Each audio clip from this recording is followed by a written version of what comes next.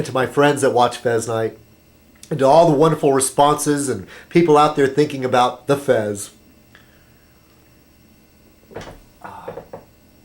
Wow, that martini's a little watered down now.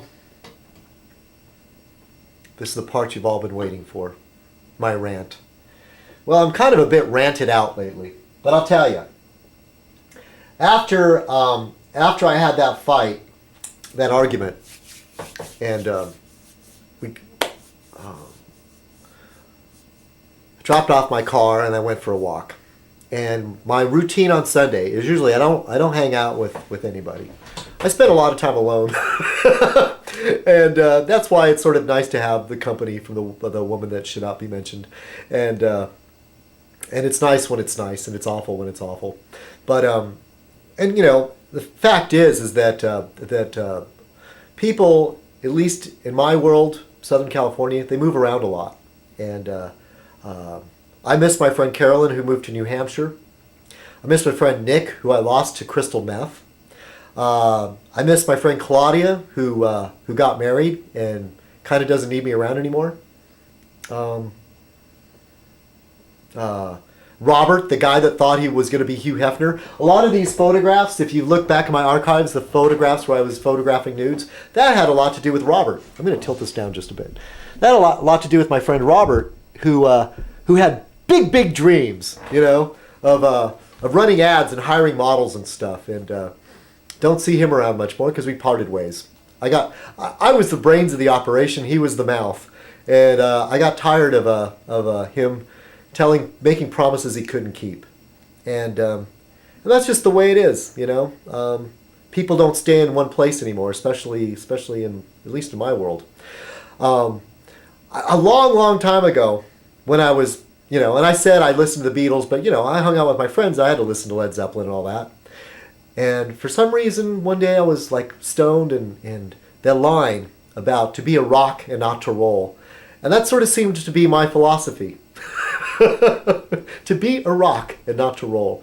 In that I try as much as I can with my mood swings and stuff to have some consistency. And there's one thing about me, that I've stayed in one place. And if anybody wants to find me, they can look me up. I've had the same phone number for probably at least 20 years. If not, well, 15 to 20 years. I mean, I'm here. If people move away, they move on. But if they care to come back, I'm still here. At some point I rent. They'll kick me out of this apartment. Hopefully I'll find something better. Touch wood.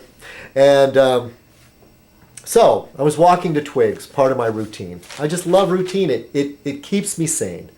And I go to Twigs, read the Sunday paper. Sometimes I get ideas for Fez Night. That's where I saw that thing about Dick Martin passing away.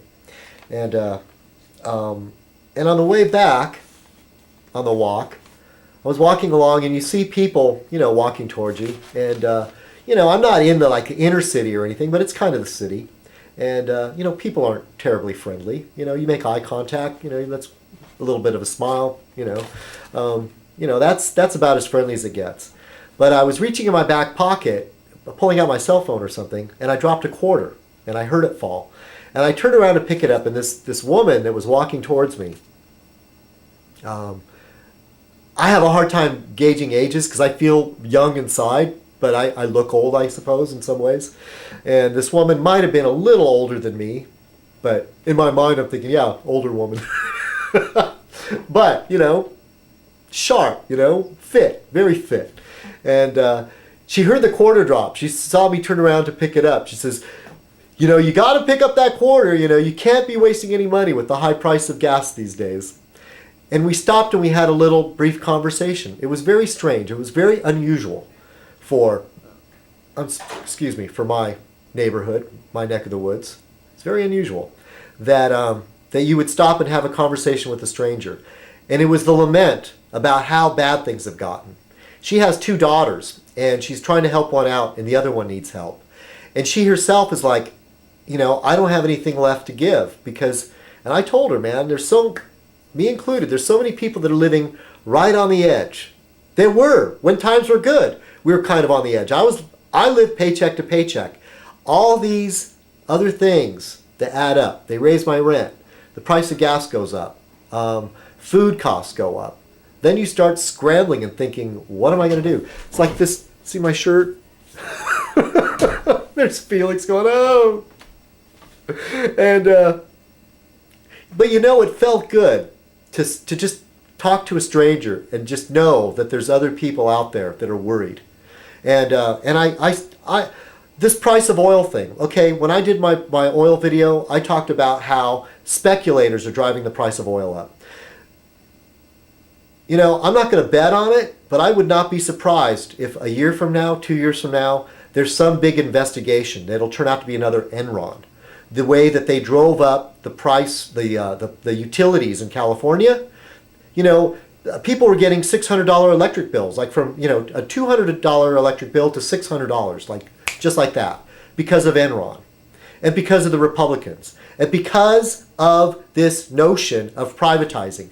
Dick Cheney, in the beginning of the Bush administration, had a secret meeting with all the oil brokers and everything.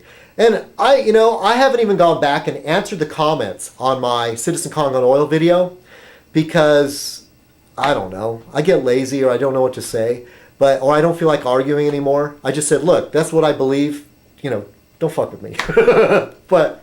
But even Whiskey Man disagreed. He said, no, somebody has to be cornering the market. No. I still say it. I feel that I've been vindicated. Because if you're following the news, somebody even came up with a figure that the barrel of oil is 60% of that price of that barrel of oil is pure speculation. That there is an energy bubble. Sure, there's an increased supply and demand. You know, increased demand. You know, the laws of supply and demand. Sure, okay, that's a factor, no doubt. And then somebody that I hadn't heard from for ages, Shock Treatment Head, sent me a PM and said, it's because we need to drill in Alaska. You know, you're wrong.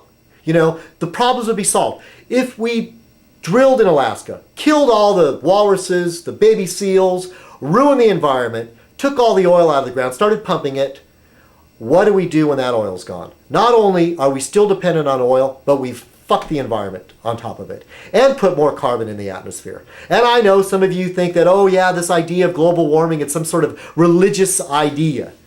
No, it's based on science. And the real scientists, even if they don't agree exactly on the mechanics, the consensus is that man is influencing the weather. Okay? And it's climate change. Global warming is sort of not accurate because there are going to be parts of the world that get colder, parts of the world that get warmer. Overall, the world will get warmer, but it's just going to be crazy weather. Weird, crazy weather.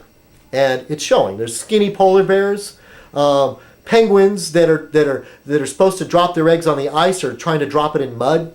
I could go on, you know, and I just get sick. I feel like beating my head up against the wall with some of these people that are so hard-headed that don't see it.